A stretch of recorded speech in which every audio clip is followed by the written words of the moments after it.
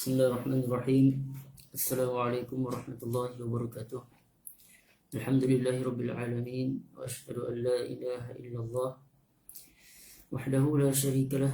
Wa ashhadu anna sayyidana Muhammadar Rasulullah sallallahu alaihi wasallam wa syarraf wa karrama wa baraka wa azam wa ala alihi wa sahabatihi wa tabi'in wa tabi'in bi ihsanin ila yaumiddin wa alaina ma'ahum fi kulli lamhatin wa nafasin adada ma wasa'a ilmullah. سبحانك لا علم لنا إلا ما علمتنا إنك أنت العليم الحكيم. رب اشرح لي صدري ويسر لي أمري واحلل عقدة من لساني يفقه قولي. اللهم علمنا ما ينفعنا وانفعنا بما علمتنا وزدنا علما وارزقنا فهما واجعلنا من عبادك الصالحين. ربنا آتنا في الدنيا حسنة وفي الآخرة حسنة وقنا عذاب النار. أما بعد, Alhamdulillah kita dapat bertemu lagi di dalam majlis bacaan kitab Al-Azkar, dan mudah-mudahan sidang hadirin, sidang musyahidin, sidang penonton berada dalam keadaan sihat walafiat, dan mudah-mudahan juga kita berada di dalam golongan yang didoakan oleh baginda Nabi sallallahu alaihi wasallam. Allahumma barik li ummati fi bukuriha. Itu Nabi mendoakan kepada umatnya. Mudah-mudahan Allah Ta'ala memberkati kepada mereka yang berpagi-pagi dengan kebaikan, yang berada dalam ketaatan. Dan doa Nabi mustajab. InsyaAllah kita mudah-mudahan kita berada dalam keberkatan daripada Allah Subhanahu Wa Ta'ala. Baik, kita sambung terus bacaan kitab Hilyatul Abrar wa Syi'arul Akhyar fi Talkhis Ad-Da'awat wal Azkar al-Mustahabbah fil Lail wan Nahar, yang lebih dikenali sebagai Al-Azkar min Kalam Sayyidil Abrar, karangan Al-Imam Al-Allamah Al-Mujtahid Muhyiddin Abi Zakaria Yahya ibn Sharaf An-Nawawi rahimahullahu ta'ala wa nafa'ana bi'ulumihi fid dharain amin.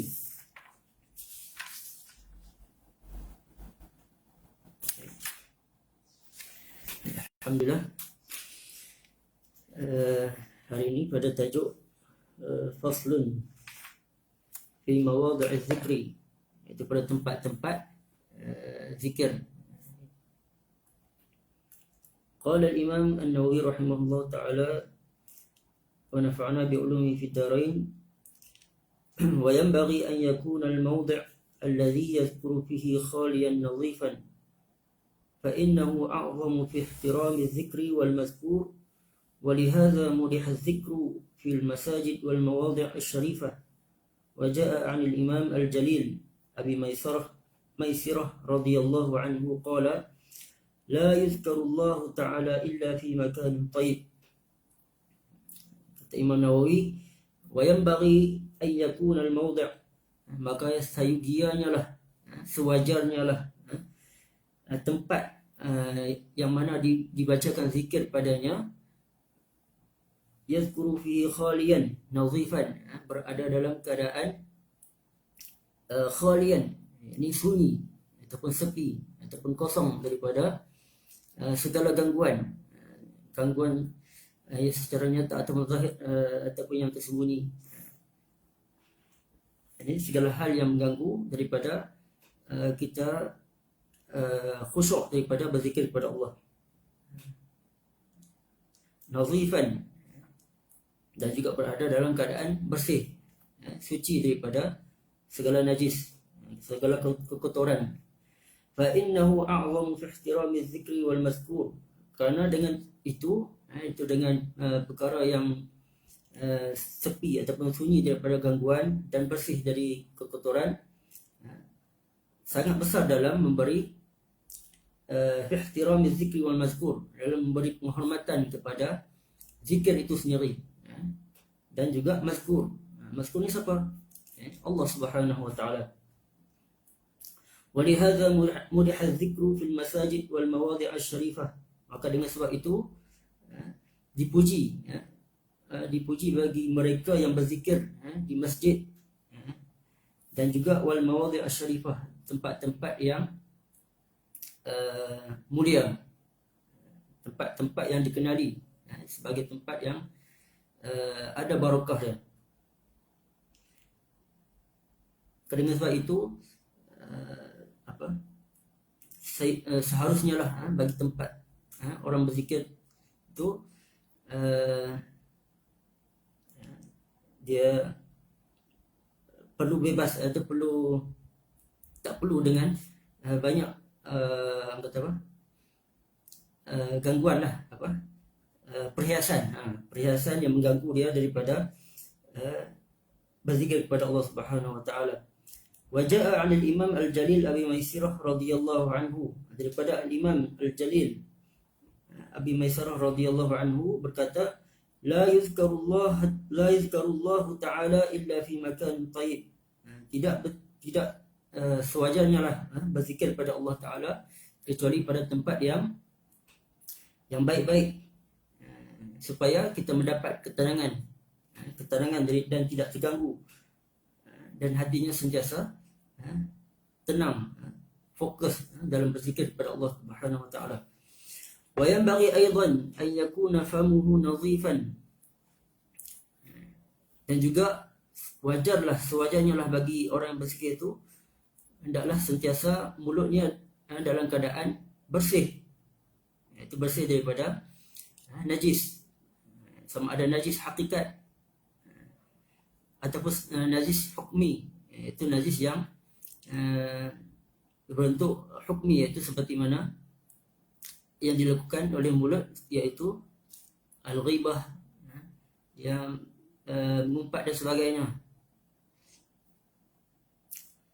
Fa in kana fihi taghayyurun, sekiranya berlaku perubahan di dalam mulutnya, sama ada dari segi kekotoran dan sebagainya, azalahu bisiwak, seeloknya lah dia membersihkan, menghilangkan kekotoran tersebut dengan siwak. Kalau siwak ni kita semua dah maklum, iaitu kayu sugi lah kan. Dan boleh juga dengan pelbagai cara. Zaman sekarang ni dah ada macam-macam perkara, benda yang boleh membersihkan mulut kita, sama dengan berus gigi dan sebagainya lah, iaitu yang menghilangkan kekotoran, bau busuk mulut kita. Sebab apa? Sebab bersama dengan kita, bersama dengan orang yang berzikir tersebut adalah para malaikat Allah Subhanahu wa taala. Sebab para malaikat ini juga akan terganggu dengan bau busuk dan tak suka dengan bau busuk. Dan malaikat juga akan terganggu seperti mana manusia terganggu. Fa in kana fihi najasatun, dan sekiranya terdapat najis, iaitu najis pada badan seseorang yang berzikir tersebut, azalaha bil ghasli bil ma', maka dia hendaklah menghilangkannya dengan mandi dengan air. Falau zakara wa lam yaghsilha, dan sekiranya dia teruskan berzikir dalam keadaan ada kekotoran, ada najis pada badan dia, walam yaghsilha, dan dia tak mandi, tak menghilangkannya, fa huwa makruh, maka hukum dia makruh, wala yahrum, dan tidak dikira sebagai haram. Walau qara al-Quran wa famuhu najis, dan sekiranya dia membaca Al-Quran dan mulutnya ada bernajis, maka hukum dia kuriha, makruh. Wa fi tahrimihi wajhan, adapun dalam pembahagian sekiranya ada pendapat yang mengatakan haram, ada dua wajhan li ashabina, ada dua pendapat. Asahhuhuma la yahrum, pendapat yang paling sahih tidak haram, hanya makruh sahaja.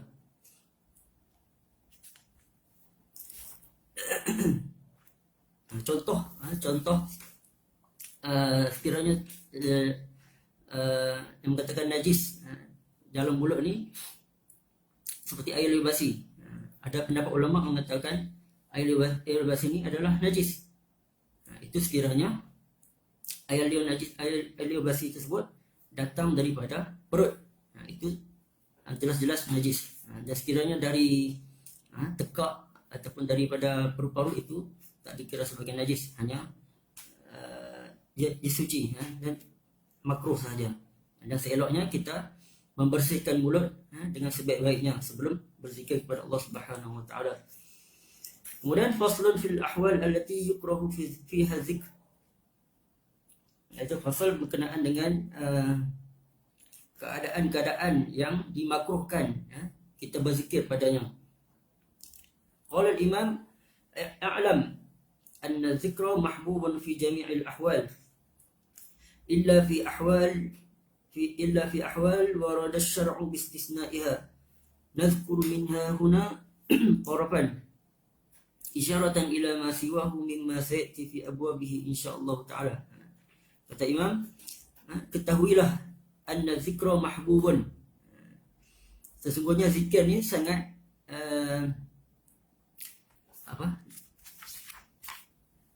sangat dituntutlah, mahbub fi jami'il ahwal, pada setiap keadaan. Illa fi ahwalin warada asy-syar'u bistisna'iha, kecuali pada keadaan-keadaan tertentu yang terdapat perkecualian daripada syarak. Nadhkuru minha huna tarafan, kami akan sebut sebahagian daripadanya, isyaratan ila ma siwahu mimma sayati fi abwabihi insyaallah. Sebut sebahagian daripadanya dan akan disebut sebahagian yang lain, bakinya yang lain pada bab-bab yang akan datang insyaallah taala. Min dzalik, di antaranya annahu yukrahu dzikru halatal julus ala qada'il hajah. Itu hukum makruh, itu berzikir. Yang dimasukkan berzikir ni ialah berzikir dengan dalam keadaan ni ialah berzikir dengan mulut, dengan lidah. Halatal julus ala qada'il hajah, dalam keadaan qada' hajat, membuang air besar, itu di dalam tandas, makruh dengan berzikir dengan lidah. Wa fi halatil jima', dalam keadaan berjima'. Wa fi halatil khutbah liman yasma'u sautal khatib, dalam keadaan orang yang mendengar khutbah hari Jumaat, bagi mereka liman yasma'u sautal khatib, mereka yang mendengar, itu berada di dalam masjid, mendengar suara khatib. Wa fil qiyam fi shalah, dalam keadaan berdiri semasa solat, sebab solat ni dia ada zikir-zikir yang tertentu yang telah dikhususkan semasa dalam solat. Makruh kita berzikir dengan selain padanya. Bal yashtaghilu bil qiraah, bahkan dia hendaklah menyibukkan dirinya dengan qiraah, iaitu membaca Fatihah dan zikir-zikir yang telah ditetapkan. Wa fi halatin nu'as, itu dalam keadaan mengantuk, makruh hukumnya berzikir. Teringat satu hadis yang mafhum dia berkenaan dengan pada satu hari Nabi SAW masuk ke dalam satu rumah salah seorang isteri dia. Kemudian baginda Nabi SAW melihat ada satu tali yang diikat pada dua tiang, di antara dua tiang. Kemudian Nabi hairan. Nabi tanya, apa tujuan tali ini diikat? Kemudian dijawab, tali ini adalah untuk isteri dia, iaitu Zainab. Yang mana dia, kalau dia mengantuk, dia akan, ketika mana dia solat, dia akan memegang tali tersebut untuk menghilangkan ngantuknya. Kemudian Nabi terus membantah perkara tersebut. Itu Nabi terus memerintahkan untuk memotong tali tersebut. Sebab Nabi kata, saya tak ingat matan hadis, Nabi supaya Nabi menyuruh untuk solat ketika mana dalam keadaan cergas saja. Kalau tak mampu, kalau mengantuk, duduk. Makruh hukum berzikir dalam keadaan mengantuk. Wala yukrahu bil tariq wala fil hammam, wallahu a'lam. Dan tidak makruh berzikir ketika mana dalam perjalanan, wala fil hammam, dan juga ketika mana di tempat hammam ni, tempat mandi lah, tempat mandi, iaitu tempat mandi awam yang tidak ada, bukan tandas lah, macam seperti mana di kolah, di kolah mandi, di kolah. Wallahu a'lam. Kemudian faslun fi bayan haqiqati zikri, berkenaan dengan hakikat zikir. Al-muradu minaz zikri hudurul qalbi. Yang dimaksudkan dengan zikir ni adalah dengan hudurul qalbi, iaitu dengan menghadirkan hati, iaitu khusyuk lah. Fa yanbaghi an yakuna huwal maqsud az-zakir fa yahrisu ala tahsilih. Itu adalah maksud, tujuan daripada zikir, iaitu dengan menghadirkan hati, iaitu mengkhusyukkan hati. Wa yahrisu ala tahsilihi, maka segilah orang yang berzikir ini dia berusaha untuk mencapainya, iaitu mencapai khusyuk. Wa yatadabbaru ma yadhkur, itu dengan mentadabbur, menghayati dengan apa yang dizikirkannya. Wa yata'aqqalu ma'nahu, itu dengan memahami maknanya. Fatadabbur fi zikri matlubun, itu tadabbur, menghayati zikir ni matlub, itu sangat dituntut. Kama huwa matlubun fil qiraah, seperti mana dituntut dalam qiraah, itu qiraah membaca Al-Quran.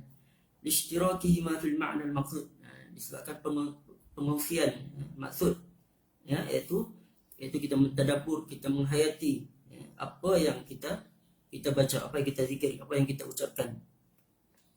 Itu kita, seorang yang berzikir itu dia kena berusaha semampu mungkin, itu dengan bermujahadah, melawan segala penyakit, iaitu penyakit hati, iaitu riya, iaitu ujub dan sebagainya. Walihadza kana al-mazhab as-sahih al-mukhtar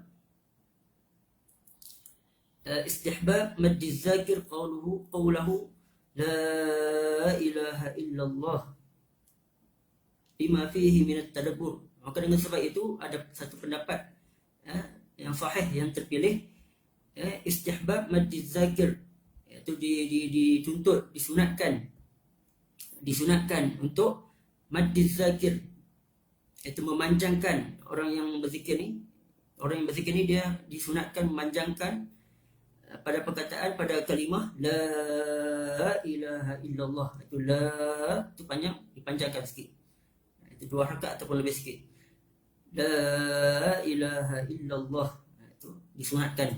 Lima fihi minat tadabbur, sebab pada memanjangkan kalimah tersebut mencapai maksud tadabbur, memberi peluang kepada kita untuk menghayati maksudnya. Wa aqwalus salaf wa a'immatil khalaf fi hadza masyhuratun, itu pendapat ataupun di kalangan para ulama salaf dan khalaf pada berkenaan dengan hakikat zikir ni terlalu panjang. Imam Nawawi sebut secara ringkas, secara sepintas lalu saja, sebab ini sebahagian daripada panduan ringkas yang diletakkan Imam Nawawi kepada pembaca kitab ni untuk menghayati bab-bab yang akan diterangkan kemudian faslun fi tadarukiz zikri liman i'tada al-mulazamati alaihi, itu berkenaan dengan penggantian ataupun muqadha kepada mereka yang bermulazamah dengan sesuatu zikir. Qala yanbaghi liman kana lahu wazifatun min az-zikri fi waqtin min lailin aw naharin aw 'aqiba salatin aw halatin min al-ahwal fafatathu ay yatadarakaha wa ya'tiya biha idza tamakkana minha wa la yuhmilha fa innahu idza i'tada al-mulazamata 'alayha lam yu'arridha lit-tafwid wa idza tasahala fi qada'iha sahula 'alayhi tadhi'uha fi waqtiha. Kata Imam, yang bagi liman kana lahu wazifatun, maka sayudianya lah, sewajarnya lah bagi orang yang ada wazifah, yang ada hizib, itu zikir yang tertentu yang telah ditetapkan dia pada waktu-waktu yang tertentu, fi waqtin min lailin aw nahar, pada waktu siang ataupun malam ataupun siang, aw aqiba salatin, atau dia ada wirid tertentu selepas mana dia solat, aw halatin min al-ahwal, ataupun pada keadaan-keadaan yang tertentu, fafatathu, maka apabila dia tertinggal, terlepas disebabkan keuzuran, disebabkan ada urusan tertentu, ada kecemasan dan seumpamanya, ay yatadarakaha wa ya'tiya biha idza tamakkana minha, adalah dengan baik, adalah lebih baik untuk dia menggantikannya ataupun mengqadhakannya, wa ya'ti biha idza tamakkana minha, pada masa-masa yang masa-masa yang lain, selepas mana dia selesai pada urusan dia, diganti terus, dia qadha zikir yang dia sepatutnya dibaca pada waktu tersebut, diganti pada waktu yang lain. Itu disunatkan, digalakkan. Wala yuhmilha, dan jangan dia ambil mudah wala yuhmilha, dia kena ambil berat untuk menggantikannya, mengqadhakannya. Fa innahu idza i'tada al-mulazamata 'alayha lam yu'arridha litafwid. Sekarang dengan perbuatan fa'innahu idza i'tada, iaitu apabila dia mulazamah, istiqamah dengan zikir-zikir tertentu, lam yu'arridha litafwid, maka tidak wajarlah untuk dia meninggalkannya. Tak elok, tak manislah kan. Wa idza tasahala fi qada'iha, apabila dia bermudah-mudah dalam tidak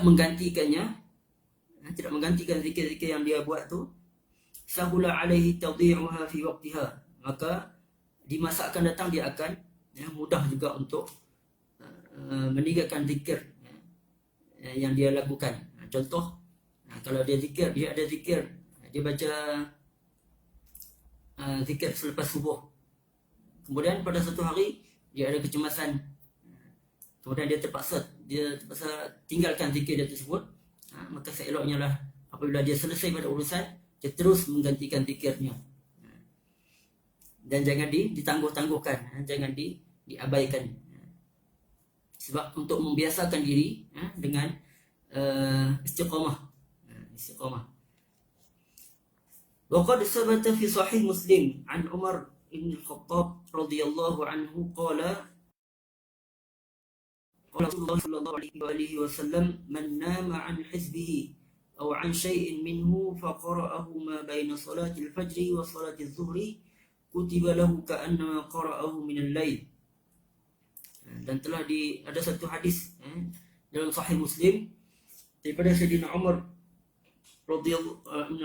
radhiyallahu anhu, berkata, Nabi sallallahu alaihi wasallam bersabda, man nama an hizbihi, itu sesiapa yang tertidur daripada membaca hizibnya, iaitu hizib wirid, zikir tertentu yang ditetapkan dia untuk dibaca pada waktu tersebut, waktu malam tersebut, aw an syai'in minhu, atau sesuatu sebahagian daripada zikir-zikir tersebut, faqara'ahu, iaitu dia membacanya, menggantikannya zikir tersebut, ma baina salatil fajr wa salatil zuhri, di antara dua solat, selepas solat subuh sehingga waktu solat zuhur, dibaca di antara dua waktu tersebut, kutiba lahu ka'annama qara'ahu minal lail, maka dicatatkannya pahala seolah-olah dia membaca pada malam tersebut. Itu dalil menggalakkan untuk kita qadha zikir yang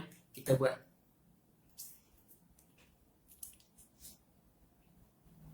Banyak lagi dalil-dalil berkenaan dengan tersebut. Cuma Imam Nawawi hanya sebut satu dalil saja, dan akan banyak lagi dalil ataupun hadis-hadis yang akan disebut berkenaan tersebut di bab yang akan datang. Kemudian sikit lagi kita sama sikit. Faslun fi ahwalin ta'ridu lizzakir yustahabbu lahu qat'u dzikri bisababiha thumma ya'udu ilaihi ba'da zawaliha. Itu berkenaan dengan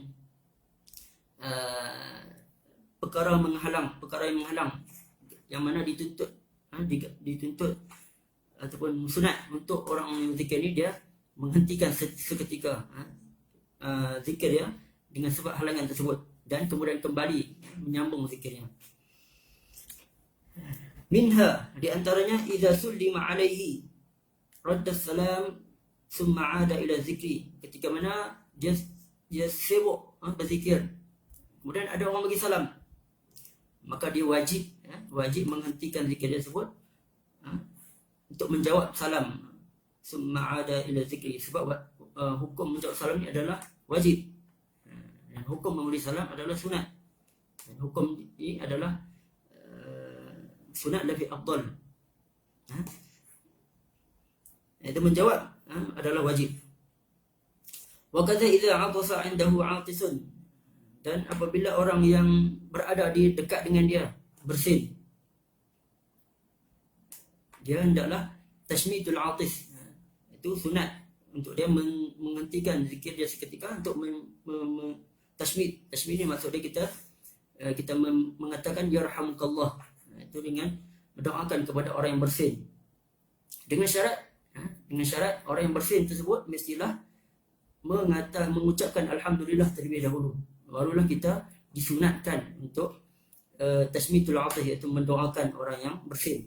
Kalau dia tak ucap alhamdulillah, maka tidak disunatkan untuk kita mendoakan yarhamukallah kepada orang tersebut, karena terdapat dalam satu hadis di mana ada dua orang, tak pasti, mungkin dalam satu keadaan, dalam satu kejadian, yang mana seorang yang bersin, dua-dua orang bersin, kemudian salah seorang tersebut ucap alhamdulillah, dan seorang lagi tak sebut alhamdulillah.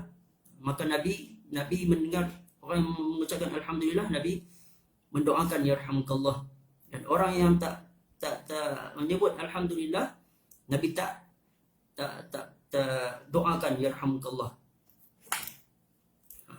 Itu dituntut orang yang bersih ni, dia mengucapkan alhamdulillah terlebih dahulu, barulah disunatkan kepada orang yang berada dekat dengan dia mengucapkan yarhamukallah.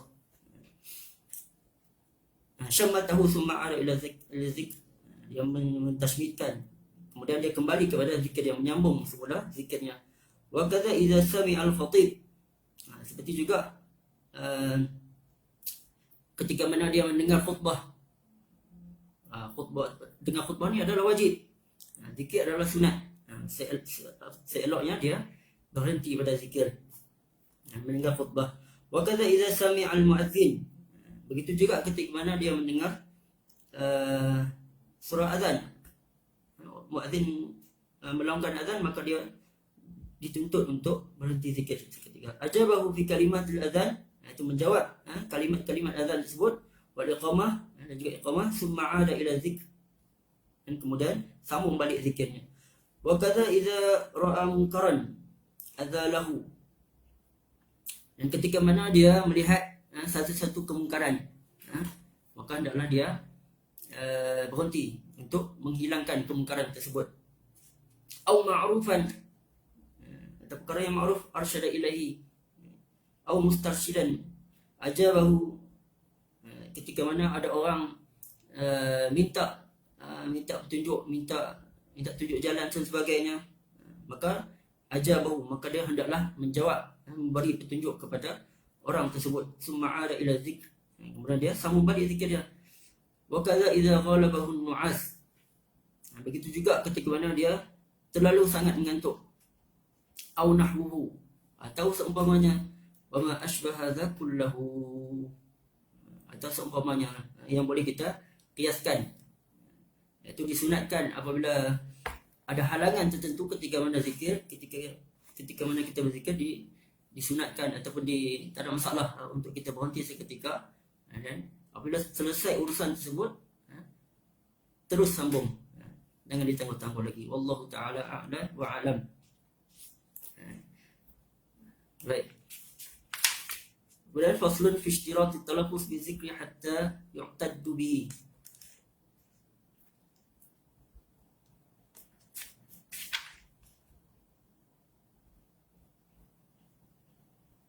Baik, ini sikit lagi kita mungkin mulai esok lah, insyaAllah. Mungkin esok kita akan masuk terus kepada bab berkenaan dengan zikir-zikir ni. Wallahu taala a'la wa a'lam. Apa yang baik itu daripada Allah Subhanahu wa taala, dan apa yang kurang itu daripada kelemahan diri saya. Saya mohon maaf, dan kalau ada sebarang kesalahan mohon tegur kepada para asatizah. Wallahu taala a'la wa a'lam. Kita sambung esok pada waktu yang sama, dan mohon pada Allah Subhanahu wa taala untuk memberi istiqamah, beri taufik kepada kita untuk istiqamah dalam membaca kitab ini insya-Allah. Kita akhir dengan salawat kepada Nabi sallallahu alaihi wasallam. Allahumma salli afdhala salatin ala as'adil makhluqatika sayyidina Muhammad wa ala alihi wa sahbihi wa sallim adada ma'lumatika wa midada kalimatika kullama dhakaraka dhakiruna wa ghafala an dhikrihi al-ghafilun. اللهم صل أفضل صلاة على أسعد المخلوقات كسيدنا محمد وعلى آله وصحبه وسلم عدد معلوماتك ومداد كلماتك كلما ذكرك الذاكرون وغفل عن ذكره الغافلون. اللهم صل أفضل صلاة على أسعد المخلوقات كسيدنا محمد وعلى آله وصحبه وسلم عدد معلوماتك ومداد كلماتك كلما ذكرك الذاكرون وغفل عن ذكره الغافلون. Dan terima kasih kepada semua, jazakumullah khairan, kepada yang sudi menonton. Mudah-mudahan berada dalam rahmat dan kasih sayang Allah Subhanahu wa taala. Subhanakallahumma wa bihamdik asyhadu an la ilaha illa anta astaghfiruka wa atubu ilaik. Bismillahirrahmanirrahim. Wal 'asr innal insana lafi khusr illa alladhina amanu wa 'amilus solihati wa tawassaw bil haqqi wa tawassaw bis sabr wa jazakumullahu khairan. Assalamualaikum warahmatullahi wabarakatuh.